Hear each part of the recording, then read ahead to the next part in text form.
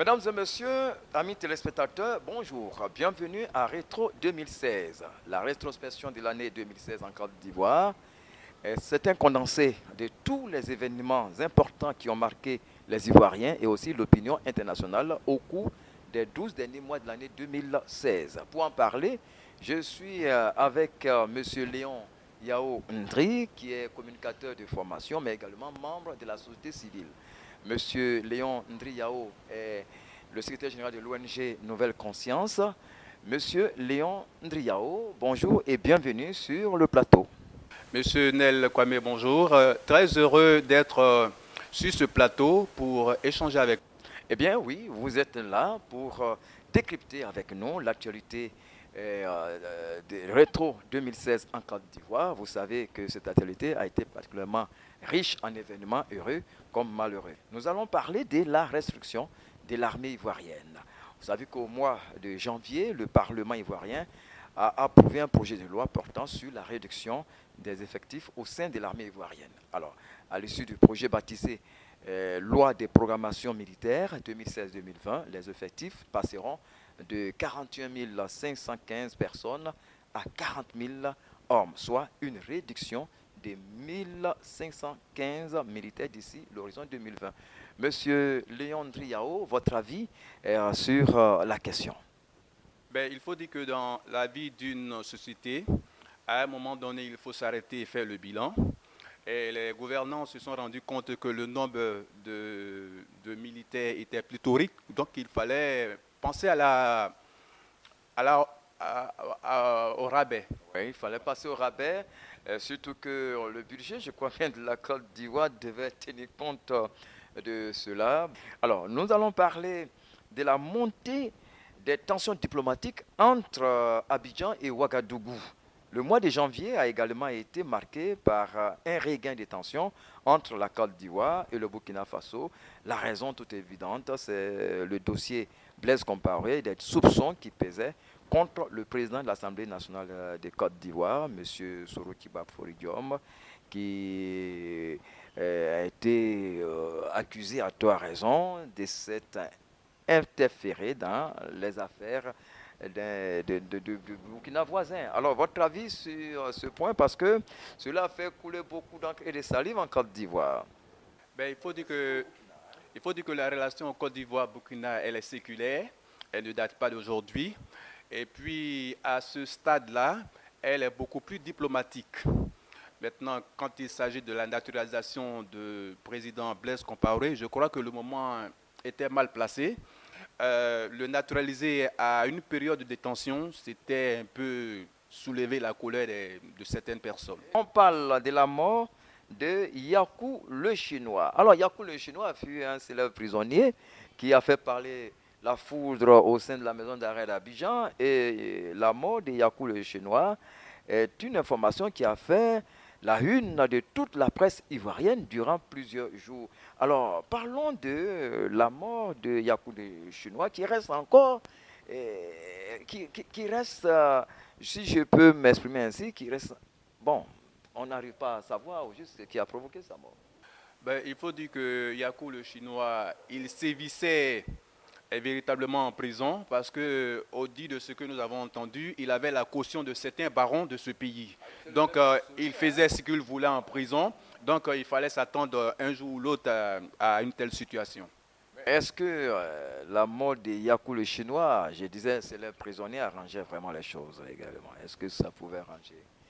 C'est le prisonnier. Qu'est-ce qu'il a fait pour se retrouver là-bas? Je ne sais pas. Si c'était un homme politique, on pourrait bien le croire, mais un bandit de grand chemin, il ne pourrait pas être célèbre en prison. D'accord, ça c'est l'avis de M. Léon Yao. Je rappelle que M. Léon Yao est communicateur de formation. Il est également secrétaire général de l'ONG Nouvelle Conscience. On parle de l'attaque terroriste de la ville de Grand Bassam. Tout le monde le sait, l'attentat de Bassam en Côte d'Ivoire est sans doute l'événement le plus triste que le pays aura connu cette année. C'était un dimanche 13 mars 2016. Alors, la cité historique de Grand Bassam a été victime d'une terrible attaque terroriste qui a coûté la vie à 18 personnes, dont 3 éléments des forces ivoiriennes. Eh bien, cette attaque ne m'étonne guère parce que tous les pays qui nous entourent ont été visités. Et les gouvernants ont pris les dispositions, mais ne sachant pas où peut venir le problème. Voilà, donc il était vraiment difficile de mettre des balises. Maintenant, qu'il y ait des vitres en plus, même je suis très désolé, ben, il faut désormais que les balises soient vraiment costauds, renforcées pour que de telles situations ne se produisent plus. On peut dire que la sécurité avait baissé la garde quand on sait qu'on a été averti tout de même. Pas qu'elle avait baissé la garde, mais vous savez, quand on ne sait pas d'où peut venir tel, euh, un tel moment, une telle situation, c'est vraiment difficile de pouvoir mettre les balises, comme je le disais il y a peu.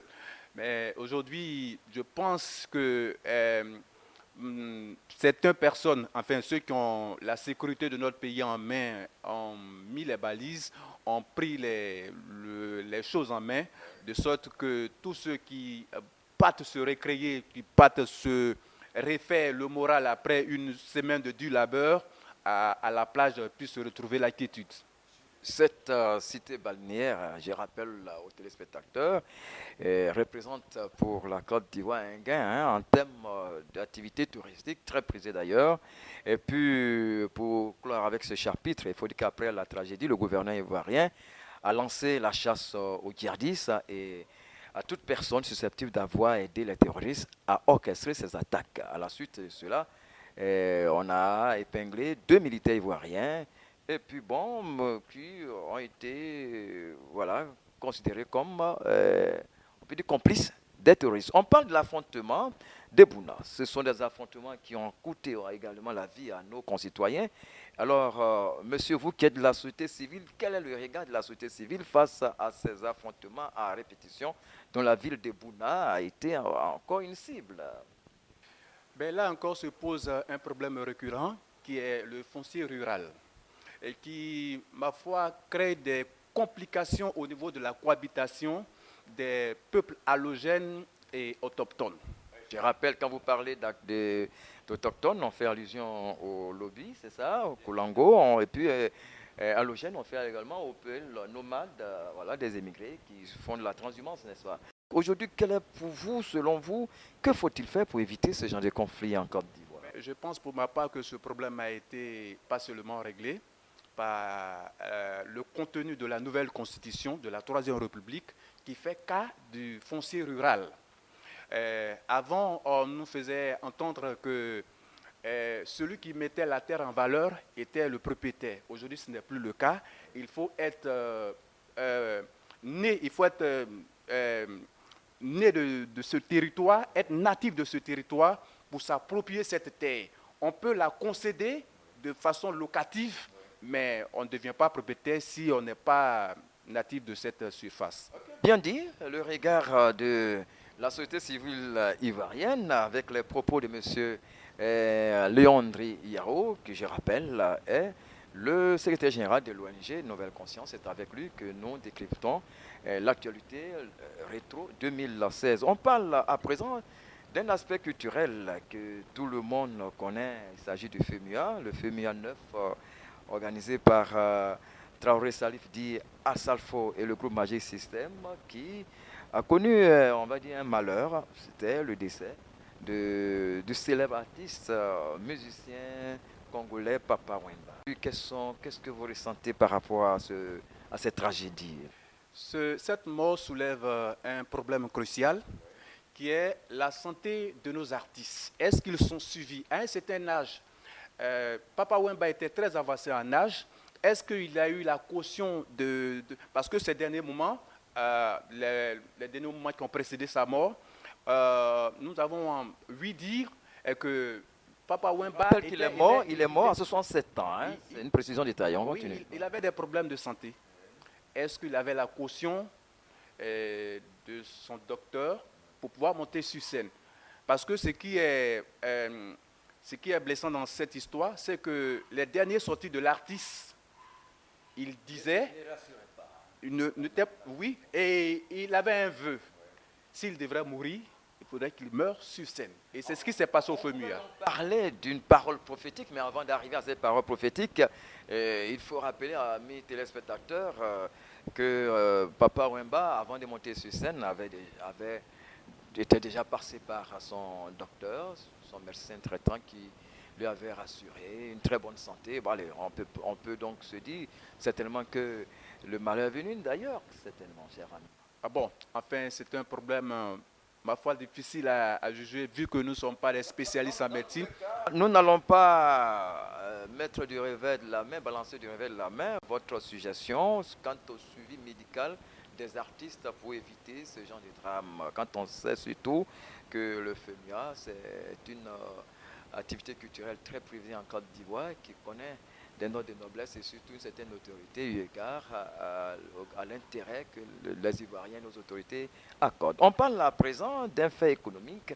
Un fait économique majeur, il s'agit bien sûr de l'opérateur Cause qui a mis les clés sous le paillasson. Je rappelle que ce fut vraiment une triste nouvelle également parce que le DG de Cause, non seulement qui avait été épinglé par l'agence ivoirienne chargée de réguler le marché des télécommunications, l'RTCI, je disais tantôt, non seulement avait été épinglé, donc affermé, mais également n'a pas osé verser la moindre indemnité à ses salariés.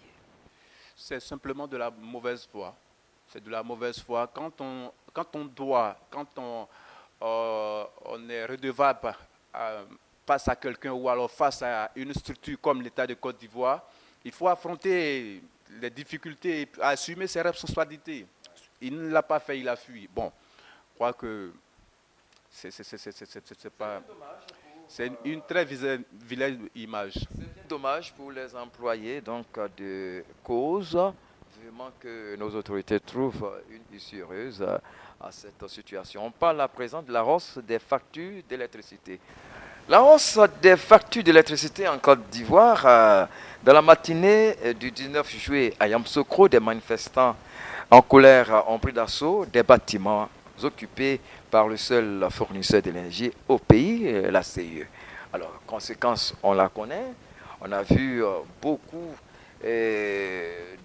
d'autres régions qui sont rentrées dans la danse. C'est le cas de Waké où les locaux de la CIE ont été saccagés, ont été carrément passés au pain fin par des manifestants en colère. Alors, quel est votre avis sur cette situation désastreuse? Cette situation pose le problème du monopole. Aujourd'hui, quand on est seul sur une activité, on se permet tout. Et il y a aussi le problème de communication entre la structure et sa clientèle. Je crois que dorénavant, il faudra penser à la communication, informer d'avance les consommateurs sur les éventuelles décisions qu'on veut prendre. Que cela les arrange ou pas, il faut qu'ils soient associés. Il faut qu'ils soient associés, donc du coup, les responsabilités sont partagées. Lorsque vous parlez des consommateurs eux-mêmes qui ne prennent pas le soin de lire leurs factures, et encore du côté de la CIE qui ne prend pas le soin de communiquer sur les éventuels changements.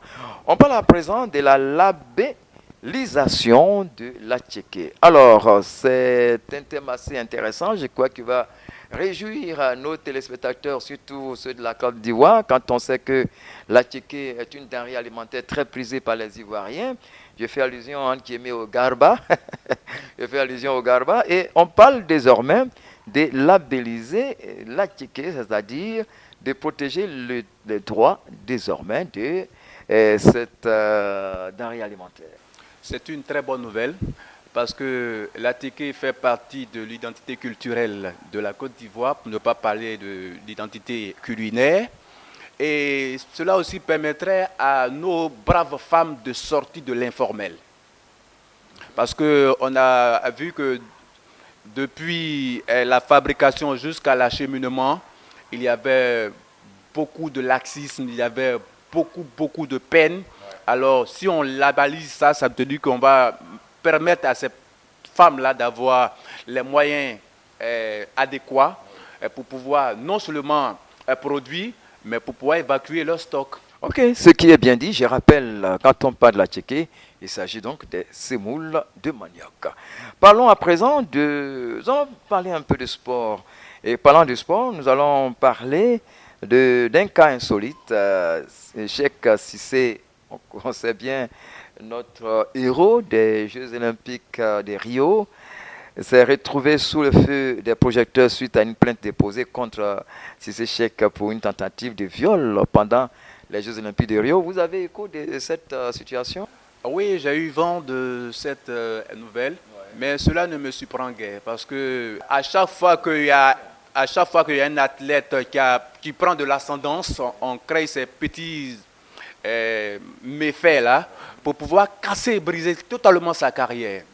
Et c'est pas bien, c'est une très mauvaise démarche. D'accord. Je rappelle que c'est le 2 août 2016, lors d'une séance de strapping, que cette histoire s'est passée avec une bénévole brésilienne. Mais si ces chèques ramènent l'or en Côte d'Ivoire, malgré ce, ce léger incident qui a été certainement vite corrigé, si ces chèques dernière entrée dans l'histoire du taekwondo en Côte d'Ivoire pour avoir offert à son pays sa toute première médaille d'or, une compétition des Jeux Olympiques après le sac de 84, c'était avec Gabriel Tiako. Alors, on revient avec vous pour parler du succès de Cissé Cheikh, de Cheikh Cissé. Eh ben, c'est une très bonne nouvelle parce que le karaté fait partie des sports dits mineurs en Côte d'Ivoire. On a toujours privilégié que le football. Et ce monsieur qui est parti, ils ont fait une préparation incognito, ils sont partis au Brésil en catimini, il revient avec une médaille. Après le sac de Gabriel Tiako, vraiment c'est un honneur et ce monsieur doit être félicité et reconnu même par il doit être un monument, je devrais dire. C'est un monument. Un monument, vous avez si bien dit. Nous allons revenir ici à un autre fait politique majeur en Côte d'Ivoire, le référendum sur la nouvelle constitution. On parlait tantôt, les résultats du référendum qui s'est déroulé le 31 octobre dernier en Côte d'Ivoire ont officiellement annoncé dans la soirée du mardi 1er novembre 2016. Et il ressort des résultats que le oui l'a emporté avec 2 480 287 voix de oui, hein, contre 3 635 157 personnes inscrites sur la liste électorale. Alors, comment jugez-vous ce taux de participation très faible? Il faut d'abord dire que ce référendum a été mitigé parce que n'ayant pas pris connaissance véritablement des tests, les Ivoiriens ne savaient pas à quelle sauce ils seront mangés. Donc ils ne savaient pas qu'est-ce qu'ils partaient voter et qu'est-ce qui allait se retourner contre eux demain. Donc beaucoup ont décidé de rester chez eux et puis de laisser faire. C'est ce qui explique ce faible taux de participation à ce référendum. Il faut faire rappeler à nos téléspectateurs que quand on parle de vote en Côte d'Ivoire, hein, le vote n'est pas obligatoire. Et puis, en plus de cela, vous parliez tantôt du référendum sur la nouvelle constitution qui n'a pas été peut-être bien comprise, peut-être une mauvaise interprétation dans tous les cas. On n'a pas la culture du référendum. Depuis que la Côte d'Ivoire existe, ça fait la deuxième fois que nous partons au référendum. Donc, on n'a vraiment pas la culture du référendum.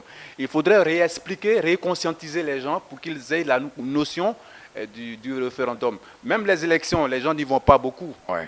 Ok, on va terminer notre entretien de ce jour. On va terminer avec Rétro 2016 par un autre sujet politique, législatif 2016 en Côte d'Ivoire.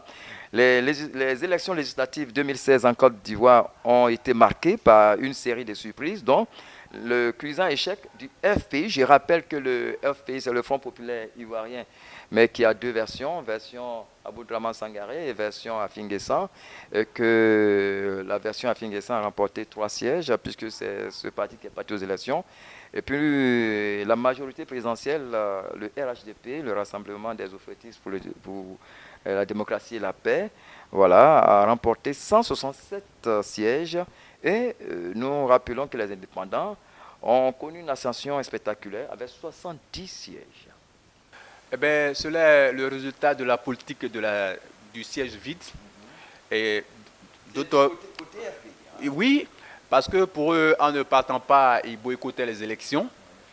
Et ça, c'est un. Et de deux, il n'y a pas eu de primaire. Il fallait des personnes qui avaient la caution de la population et non des personnes qui avaient la caution. Primaire au niveau de quel parti? Le RFPI ou bien RHDP? Pratiquement tous les partis. Parce qu'il y a des personnes, il y a des visages sur lesquels les partis ont véritablement misé, qui n'ont pas fait le poids dans leur propre région. Et c'est cela. Il faut plutôt mettre des agents du développement, des personnes qui ont une vision beaucoup plus grande, une notion de développement socio-économique de leur pays, de leur région. Ce n'a pas été le cas. On a regardé les dimensions de la figure du candidat et puis on l'a imposé. Et ça paye cash. Alors, mesdames et messieurs, voilà, j'ai eu le plaisir de vous entretenir pendant ce rétro 2016. Et en tout cas, la rétrospective de l'année 2016 en Côte d'Ivoire. Vous êtes un condensé de tous les événements importants qui ont marqué les Ivoiriens et aussi l'opinion internationale au cours des 12 derniers mois de l'année 2016. Le paysage politique ivoirien, on a parlé aussi de l'attentat des Grands Bassam, on a parlé aussi du sport, on a parlé de la culture et puis bien d'autres. Et pour en parler, j'étais en compagnie de M. Léon Ndri Yao, communicateur, secrétaire général de l'ONG Nouvelle Conscience. Monsieur Léon Ndri Yao, merci. Merci à vous pareillement. Merci de nous avoir donné cette opportunité de nous prononcer sur l'actualité qui a émaillé notre pays l'année dernière. Nous osons croire que cette nouvelle année, elle sera beaucoup plus fructueuse, elle sera beaucoup plus bonne et elle ouvrira beaucoup plus de portes au niveau diplomatique à la Côte d'Ivoire.